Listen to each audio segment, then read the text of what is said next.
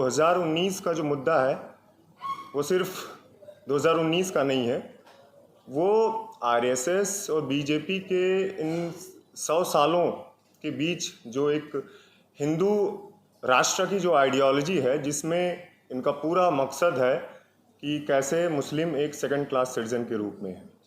और supreme court electoral bond को publish करने की बात करता है। इससे पहले आपको पता है कि 19 के इलेक्शन से पहले पुलवामा अटैक हो जाता है। तो पूरी तरीके से ये अपनी सारी टैक्टिक्स और अपना रहे हैं कि कैसे जनता को भ्रमित किया जाए। Last day when the CA was implemented, we the students of Delhi University organized a protest in our campus, in arts faculty. What happened was when we reached the campus, the police were already there. They were prepared to take us, to not let us to protest. What happened inside the campus was forces, the security guards and the police came inside the campus, manhandled the girls, the students who were protesting. They didn't even let us to chant a single slogan. When we just started to raise our slogans, to raise our demands, to show our resistance, to show our existence, the police attacked us. They brutally manhandled us. They dragged us. Most of the guards were fixated to the Muslim girls, those who were wearing hijabs. They dragged us by the hijabs and they kicked us by the boots, and we were asking them that not to do that. Like, we were on fasting. We can see that the video clips, it's clear in the video clips that the most of the girls who were dragged out from the campus were drained. They were exhausted physically because they were attacked that much. We can also see the hypocrisy of the Delhi police, that outside the campus, when the media was there, the police were asking us to get into the bus because most of the students were not allowed to enter the campus.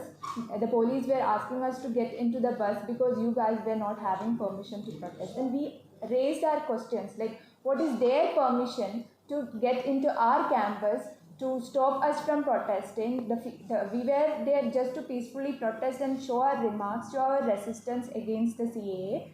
But what is their right to do like this? The militarization of the Delhi police inside the campus has to be stopped.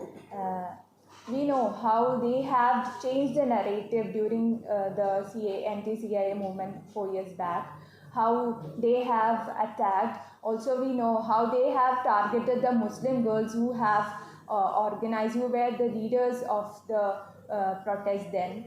And we know how the Sangh Parivar have done the cyber attacks. But we remind them that this won't let us back from our movement. Their shameful act will not retrieve us from our course to do this. Inshallah, I will remind that during the bulldozer movement of Yogi Adityanath, our leader Afrin Fatima said that we won't shed a single tear upon this. That is, we won't shed a single tear upon this. We will be in the streets. We will occupy the streets if they are continuing this. उनकी एक भरमार आई और उसमें सबसे जो important मुद्दा रहा देश भर में, जिसके लिए एक बहुत बड़ा मूवमेंट चला, वो था CAA। और 2019 का जो मुद्दा है वो सिर्फ 2019 का नहीं है, वो आरएसएस और बीजेपी के इन 100 सालों के बीच जो एक हिंदू राष्ट्र की जो आइडियोलॉजी है, जिसमें इनका पूरा मकसद है कि कैसे मुस्लिम एक सेकंड क्लास सिटीजन के रूप में है। और ये लगातार अटैक किया जा रहा है, और सिर्फ ये अटैक एक कानून लाके नहीं किया जा रहा है। हमारे कैंपसेस से, हमारे इंस्टीट्यूशन से मानव जैसे जो फंड्स होते थे उनको हटा दिया जाता है। मौलाना आज़ाद नेशनल एजुकेशन को पूरी तरीके से स्क्रैप कर दिया जा रहा है। CAA क्यों ज़रूरी, उसका इम्प्लीमेंटेशन के ख़िलाफ़ क्यों पूरी जनता या पूरे जो स्टूडेंट्स हैं कैंपसेस के क्यों खड़े हो रहे हैं? क्योंकि ये पूरी तरीके से असंवैधानिक और अनडेमोक्रेटिक है।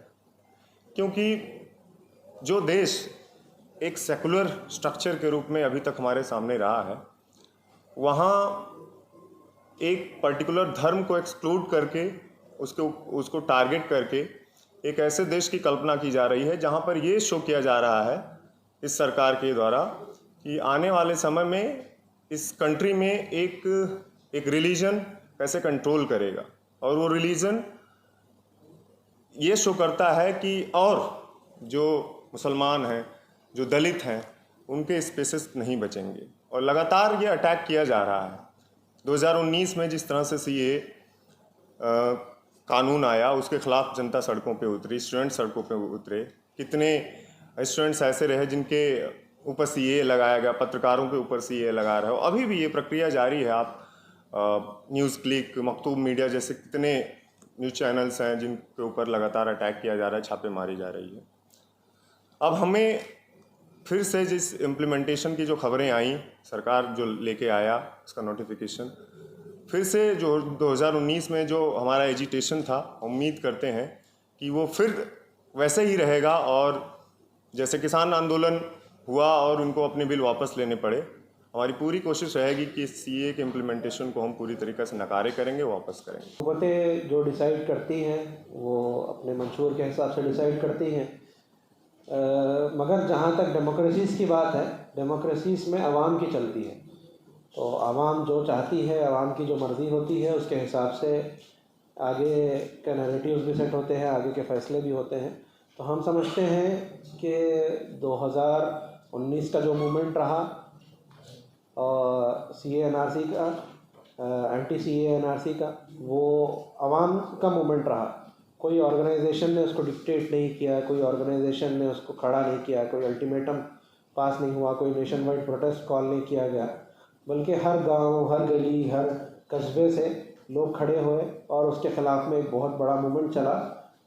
हर आखिरी में जो है, जब कोविड का लॉकडाउन हो गया तो उसकी वजह से वो मूवमेंट बंद हो गया।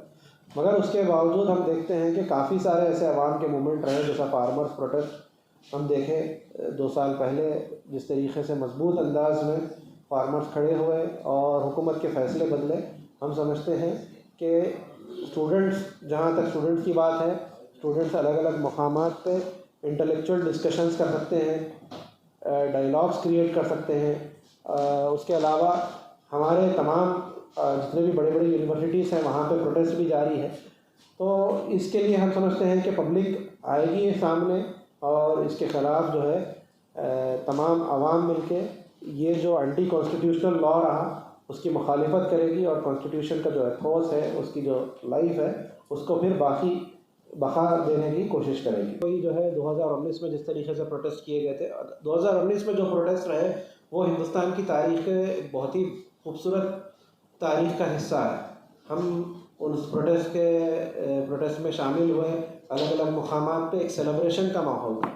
वहाँ पे ऐसा नहीं था कि कोई प्रोटेस्ट हो रहा है या किसी को कोई पॉलिटिकल पार्टी की अपोजिशन की जा रही, बल्कि ऐसा मकामात रहे हम जहाँ पे प्रोटेस्ट में शामिल हुए। वहाँ पे कॉन्स्टिट्यूशन की क्लासेस ली जा रही है, वहाँ पे पॉलिटिकल साइंस के ताल्लुक़ से समझाया जा रहा है। वहाँ पे हमारा जो कॉन्स्टिट्यूशन की जो बेसिक प्रियम्बल है, वो प्रियम्बल के ताल्लुक़ से बहुत ही तफसीली अंदाज में समझाया जा रहा है। तो ये बहुत ही बड़ा एक सेलिब्रेशन था। वो अलग अलग कोनों से लोग उठे, आवाज़ उठाए। हम समझते हैं कि अभी भी लोग उठ सकते हैं, आवाज़ उठा सकते हैं। लोगों की डेमोक्रेसी है, लोगों की मर्ज़ी है। हम उम्मीद करते हैं कि लोग आएंगे और आवाज़ उठाएंगे। कोई भी ऑर्गेनाइजेशन के लिए कहना या जमा करना मुश्किल है, किसी भी मूवमेंट को चलाना, इंडिविजुअल ऑर्गेनाइजेशन को। हम समझते हैं कि तमाम जो फोर्सेस है, जो इस आइन में मानते हैं, इस कॉन्स्टिट्यूशन में भरोसा रखते हैं और इस देश के मुस्तक़बिल को हम सेकुलर और इक्वालिटी के बेसिस पे जांचना चाहते हैं, तो हम समझते हैं कि तमाम लोग आए और इसकी सख्त मुखालिफत करें और हुकूमत को मजबूर करें कि वो इस काले क़ानून को वापस ले।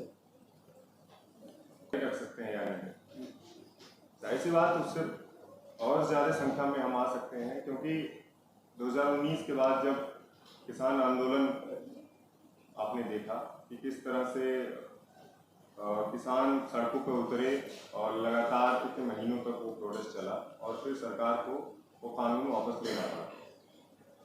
सीए के इम्प्लीमेंटेशन के नोटिफिकेशन के बाद भी हम सब उसी तरीके से, क्योंकि हमारे पास नज़ीर हैं और उसी को देखते हुए हमें विश्वास है कि ये जो कानून है वापस लिया जाएगा और उसके इम्प्लीमेंटेशन नहीं होने दिया जाएगा। उससे भी तेज़ी से हम लोग उनकी पूरी टैक्टिक्स है, ये कैसे जो आप देख रहे हैं उसकी क्रोनोलॉजी समझिए कि इम्प्लीमेंटेशन की खबरें आ रही हैं और जब सुप्रीम कोर्ट इलेक्टोरल बॉन्ड को पब्लिश करने की बात करता है, इससे पहले आपको पता है कि 19 के इलेक्शन से पहले पुलवामा अटैक हो जाता है।